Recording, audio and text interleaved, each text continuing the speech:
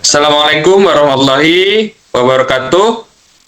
Halo semuanya, selamat pagi, siang, ataupun malam kepada Ibu Dr. Andes Dwina Kuswardani, MKOM, sebagai dosen pengampu pada mata kuliah Deep Learning dalam Sistem Informasi. Dan selamat pagi, siang, ataupun malam juga kepada teman-teman semuanya.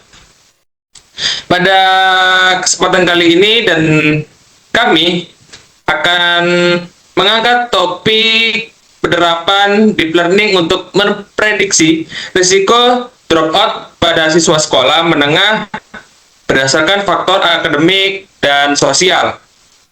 Tentunya penelitian ini memiliki tujuan untuk memanfaatkan data pendidikan yang tersedia agar dapat membantu pihak sekolah dalam mengidentifikasi siswa yang berisiko putus sekolah secara lebih dini. Tentunya, proyek ini disusun sebagai bagian dari UAS mata kuliah Deep Learning oleh kelompok 8. Sebelum masuk ke dalam penjelasan inti dari materi, perkenalkan, nama saya Ahmad Zakli Yudiansyah dengan NIM 2023-32127 dan teman kelompok saya boleh memperkenalkan diri. Saya Geraldine Isabel Manalu dengan NIM 2023-32016. Saya Angelina Anastasia Lantang dengan NIM 2023-32050. Oke, terima kasih untuk teman-teman semuanya. Di sini kelompok kami mengambil judul project yaitu penerapan deep learning untuk prediksi risiko dropout siswa sekolah menengah berdasarkan faktor akademik dan sosial. Mungkin bisa langsung di next slide. Oke, lanjut. Nah, untuk slide yang pertama ini boleh dijelaskan oleh teman saya. Permasalahan dropout pada sistem sekolah menengah masih menjadi isu serius dalam dunia pendidikan.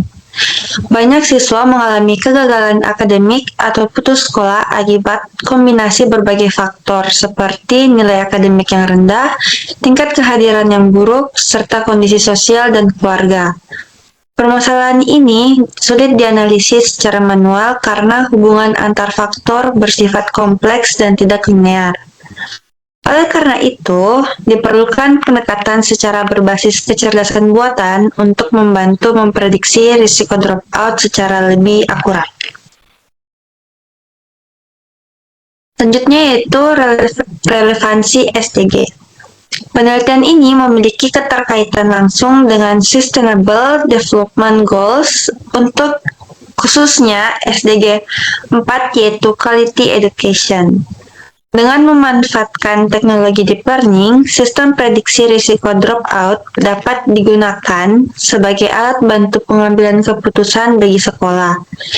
Deteksi dini terhadap siswa berisiko memungkinkan dilakukannya intervensi akademik maupun sosial lebih awal, sehingga dapat menurunkan angka putus sekolah dan meningkatkan kualitas pendidikan. Selanjutnya, kita akan membahas tentang eksplorasi dataset. Dataset yang kami gunakan dalam penelitian ini adalah Student Performance Dataset yang berasal dari UCI Machine Learning Repository. Dataset ini berisi data siswa sekolah menengah pada mata pelajaran bahasa Portugis. Data yang tersedia mencakup informasi akademik seperti nilai ujian dan absensi, serta informasi sosial dari dan keluarga siswa. Dataset ini dipilih karena relevan dengan tujuan penelitian dan sering digunakan dalam studi prediksi performa siswa. Selanjutnya, dataset ini terdiri dari ratusan data siswa dengan berbagai atribut yang mempresentasikan kondisi akademik dan sosial. Tentunya dalam penelitian ini dataset dimanfaatkan dengan dua pendekatan, yaitu klasifikasi untuk menemukan status kelulusan siswa sebagai indikator risiko dropout, serta regresi untuk memprediksi nilai akhir siswa. Pendekatan ini memungkinkan analisis yang lebih komprehensif terhadap performa akademik siswa. Selanjutnya kita beralih ke preprocessing data. Sebelum digunakan dalam pelatihan model, tentunya data terlebih dahulu melalui tahap preprocessing. Tahapan ini meliputi pemeriksaan data kosong, pengubahan fitur kategorikal menjadi numerik, serta pembagian data menjadi data latih dan data uji. Tak lupa juga, normalisasi data dilakukan agar berada pada skala yang sama. Pada tugas klasifikasi, dilakukan penanganan data tidak seimbang menggunakan teknik SMOD untuk menghindari bias model terhadap kelas mayoritas. Oke, di slide selanjutnya itu ada arsitektur model. Model yang digunakan dalam penelitian ini adalah artificial neural network dengan arsitektur multi-layer perceptron. Model terdiri dari satu input layer, dua hidden layer dengan fungsi aktivasi ReLU, serta lapisan dropout untuk mengurangi risiko overfitting. Output layer disesuaikan dengan jenis tugas, yaitu sigmoid untuk klasifikasi dan linear untuk regresif. Arsitektur ini dipilih karena efektif untuk data tabular dan mampu menangkap hubungan nonlinear antar fitur.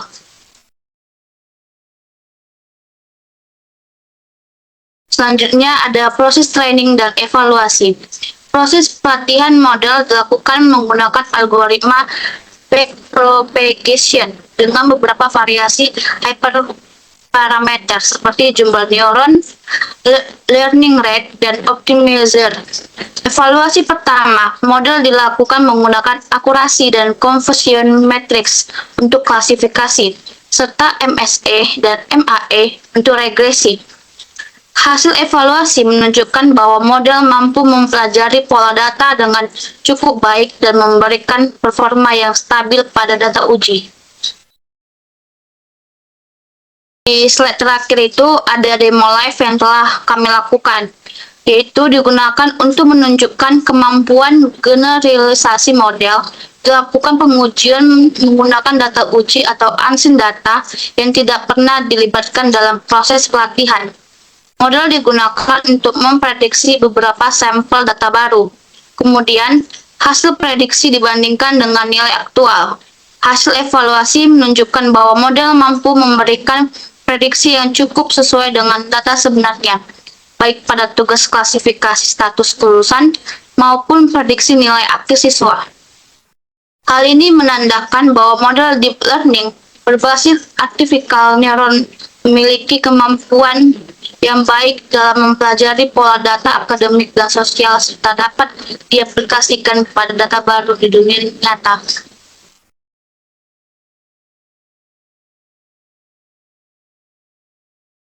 Oke, sebagai kesimpulan, penelitian ini menunjukkan bahwa penerapan deep learning berbasis ANN atau Artificial Neural Network dapat digunakan untuk memprediksi risiko dropout siswa sekolah menengah berdasarkan faktor akademik dan sosial. Model yang dikembangkan memiliki potensi untuk diimplementasikan sebagai sistem pendukung keputusan di lingkungan pendidikan. Kedepannya, semoga sistem ini dapat dikembangkan lebih lanjut dengan data yang lebih besar dan fitur yang lebih beragam. Sekian presentasi dari kami kelompok 8. Semoga apa yang telah kami sampaikan dapat bermanfaat untuk kalian. Dan mohon maaf bila ada kesalahan kata selama presentasi. Terima kasih. Wassalamualaikum warahmatullahi wabarakatuh.